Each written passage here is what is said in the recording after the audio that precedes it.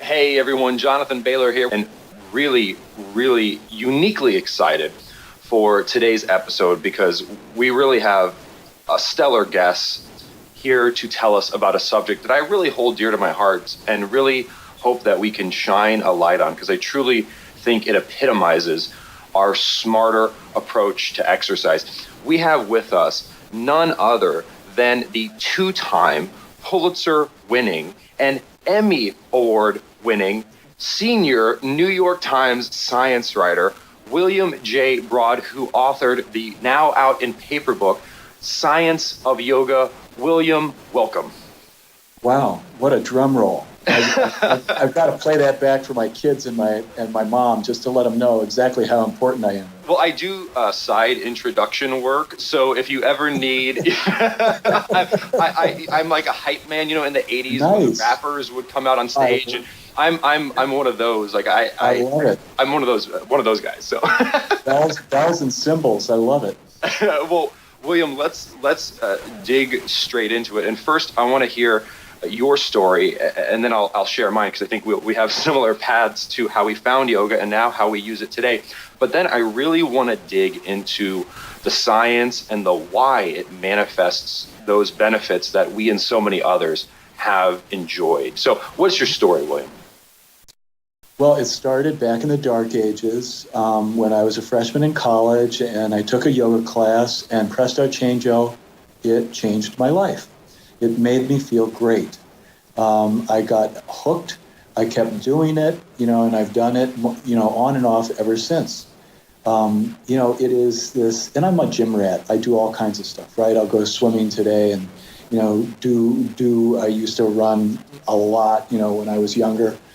I can't reveal my age. That's top secret. But I stuck with it because it basically does wonderful stuff. One of the surprises of the research was finding that there are certain rare things that happen in yoga which can be quite dangerous. We can talk about some of that if you want. But basically, I got hooked. And the fun of the book was finding, the objective data that explains it. Like there's this cool team up in Cambridge at Harvard that has written two beautiful studies showing why yoga makes you feel so great. It's neurotransmitters. It's like the sunshine coming on in your head. You do a good routine, and you are lifted up into the glorious heights. It just makes you feel great. And for me as a science geek, it was really fun to plow through that data and get the science explanations. And William, one thing that I really like about, I watched your interview that you did on the Colbert Report, which is one of my favorite shows, and you did a spectacular job on the show, so congratulations. But one of the points I really like that you made is in your other work, your work with the New York Times and your DuPont winning, Pulitzer Prize winning, and Emmy Award winning work, you focus on oftentimes much darker, less happy, less sunshiny topics. Yeah, we call it death and destruction. So with the point you make on the Colbert... Oh, go ahead, sorry. Well, Dr. Death, as they call me. So, well, and the beauty, though, that the beautiful point you made, which is something I've experienced in my own life, is how yoga in many ways serves to counterbalance that. And it is in many ways a empowering form of exercise, a restorative form of exercise that enables you to do other things better. Can you talk about that a little bit? Yeah, in my own life, you see it in the research. It is so clear. It just, kind of goes on ad nauseum.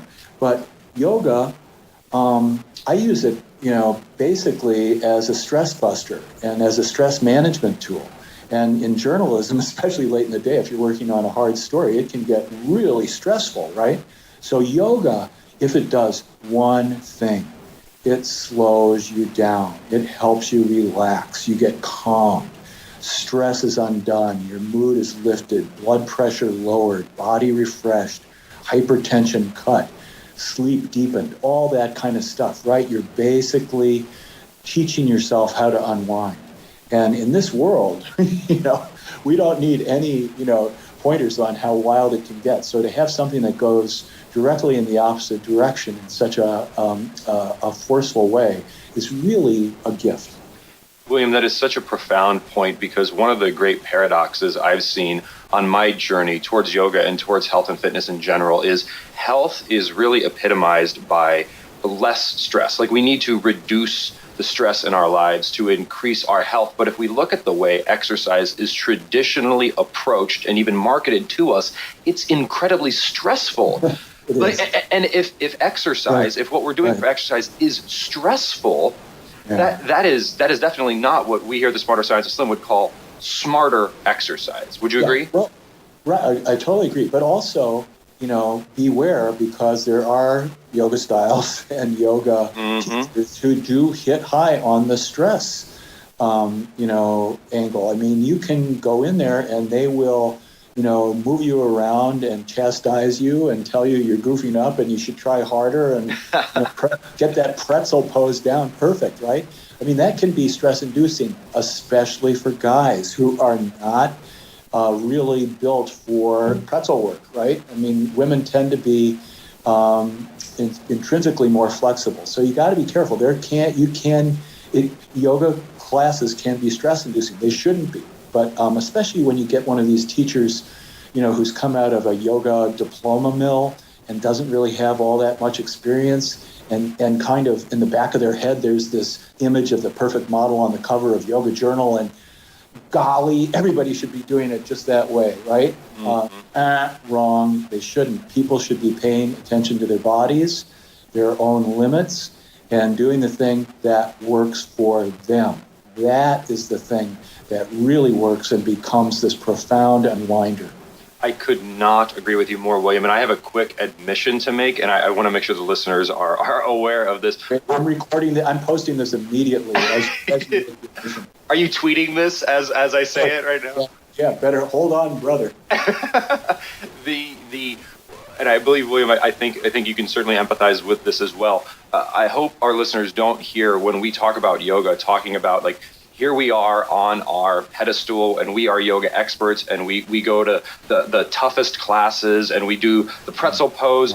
The yoga for me, truly, this is my admission, I read a book that I really enjoyed called Real Men Do Yoga. And the reason I enjoyed the book is it was a chronology of high elite athletes that you wouldn't think would do things like yoga and how they use yoga very informally oftentimes to counterbalance their very athletic training. And so when I say I do yoga, I'm really focused on the stretching aspects, the breathing aspects. I tried the balance aspects. It stressed me out, so I stopped.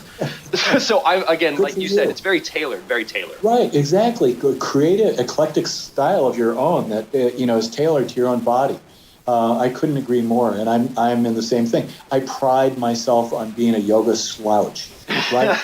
I do not, hit the high notes that all these people, and especially in Manhattan, or Los Angeles, California. There are people out there who are bodybuilders who do these things as almost circus performances, and you shouldn't try to emulate that stuff. Go at it at a young pace.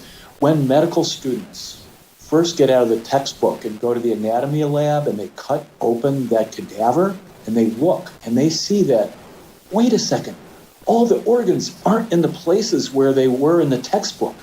Guess what? Everybody's body is different. We're all built in different ways. The organs are in different spots, the muscles and the joints. There are huge differences between men and women. Women have pelvises that are especially built for flexibility. It's very different from the situation with guys. They really should be doing different things. And paying attention to those differences, in my book, is the road to yoga paradise.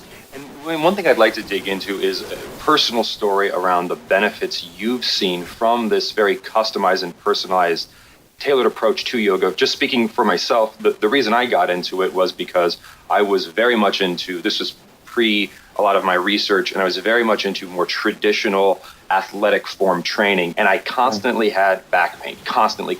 And we're talking someone in their early 20s. There's no reason for you to have back pain. And part of it was just due to a complete lack of flexibility. I'm not exaggerating. If I stood up straight and bent forward at the waist, the tips of my fingers came maybe 3 inches below my knees. Maybe. Yeah, mine are like 4 inches down. Right? I'm in the same place. And I've been doing yoga for, over 40 years, right? Wow. I just don't have the stretchiness. Well, but so to that point, one of the great wins I've seen. So I've been doing this tailored, very informal form of yoga for over a decade now, and cold, I can now bend over at the waist and touch the ground almost with my palm. Not me. I still am I am genetically unstretchy, which makes me a strange, yoga person, right? Yep. But I work at it. But, I do have some strengths balance I can do, so I go with my strengths there. And also, to me, one of the huge hidden benefits of yoga, and to me, one of the keys of the routine, is that when you go through these postures, and I first heard this bit of wisdom with Glenn Black, who is profiled at the top of one of my chapters. He's a wonderful, talented yoga teacher. And he said, he was taking us through some very non-traditional stuff. And he said, feels pretty strange, right? Looks pretty weird. Is it yoga? He said, yes, it's yoga if you're paying attention. And that, I think, is a huge hidden secret of how you get a lot of these hidden benefits. Pay attention to what you're doing. Zero in on your body. Feel those sensations. And the last chapter of my book goes into creativity and some of the psychological repercussions of yoga.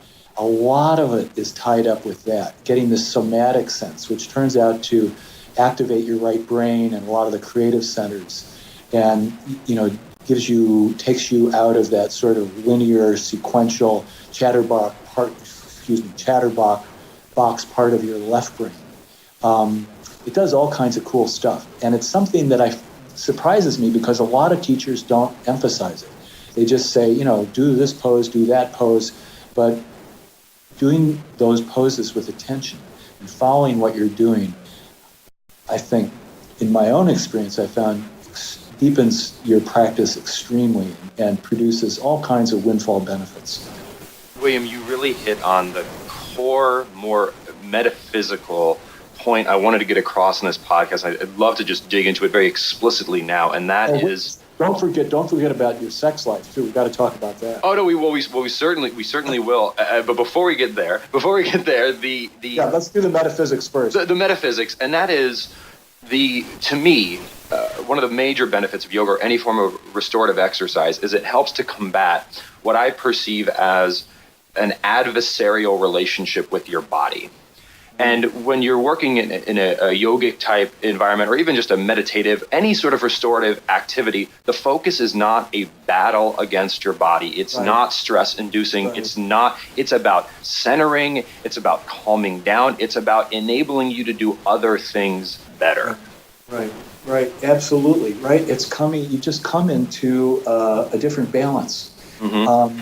It's also one of the things, like one of the book, does a lot of demythologizing, right? What's real, what's not, what's fake, what's true. One of the things is that yoga is not a magic pill, because in a metabolic way, a lot of people talk about, revving up your metabolism and burning fat. There's dozens of fat burning yoga videos out there. It's all nonsense. Absolutely. Yoga helps you calm down. But there are these hidden benefits from what you're saying, from going, to getting in better tune with your body, from becoming more disciplined, from being more sensitive to your inner states and your real appetites. It's going to be easier to push away from the vending machine or the refrigerator or, the fast food or whatever the temptation of the moment is, because you feel so great. You feel better about yourself. You don't have to do stress eating. You have other ways to satisfy that itch. So that, that restorative, getting deep, paying attention to your body and how you feel. Wow. It's just, it keeps having repercussions in all kinds of different areas of your life.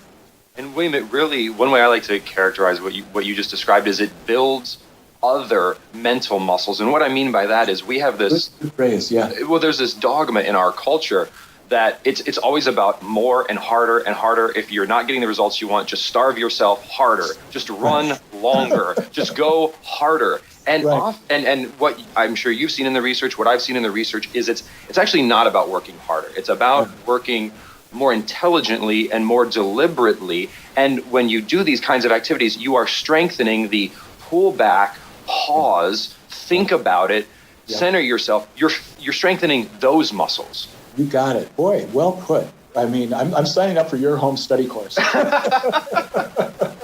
Well, and it's exactly right. And you see it in the research. The book reviews a century and a half of research, and you just see, there's a whole chapter on moods. Moods, how do you feel? What's your outlook? Are you depressed or are you in this sunny place? I went to Kripalu on the East Coast in the Berkshires, is a big yoga center. And I went there in my research, and I talk about it in the book, for a class on yoga for depression, right? And, a lot of it was pulling back, and a lot of it was stress reduction. And a lot of really nervous, edgy people started that weekend course and came out just, beaming.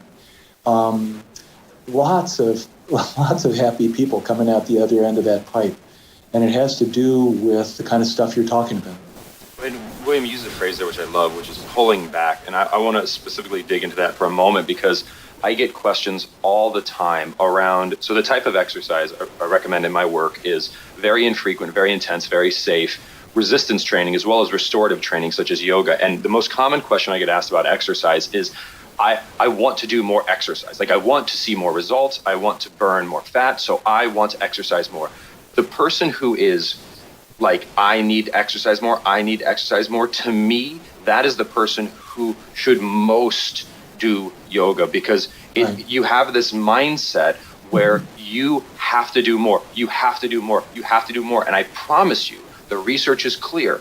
You will get results and you will be healthy and happy when you stop thinking about how much more you need to do and start thinking about how much smarter and more intentionally you can do things, right? Yeah.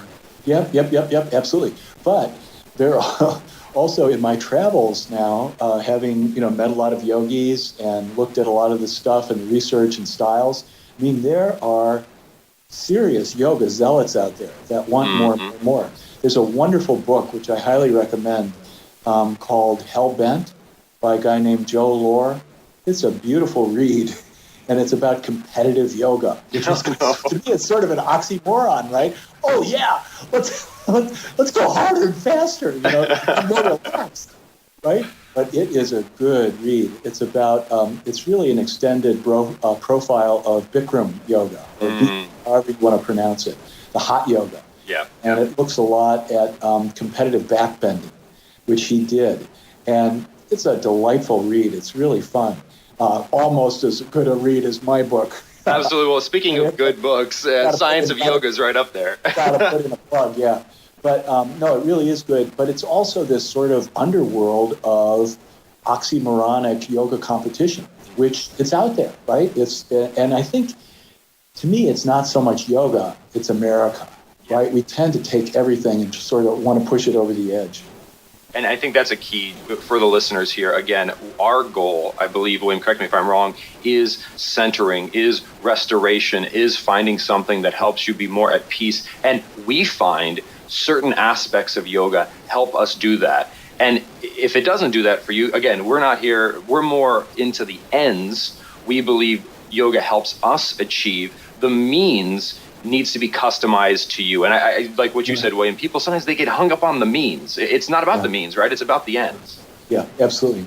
And those ends have so many repercussions, which I try to go through in the book in some kind of structured way. You're talking health and healing, sex and longevity, moods and creativity, all this good stuff. The book also talks about injuries, which are a real thing and which some teachers like to deny and poo-poo. It's out there. So, you can get smart about ways to protect yourself from that stuff. But overwhelmingly, the benefits of being able to slow down, I mean, just on health, hypertension, Heart disease, the number one killer in industrial societies. I mean, come on. You are going to lower your blood pressure if you're doing this stuff. You're going to cut hypertension. You are going to help yourself in ways that you will only be dimly aware of.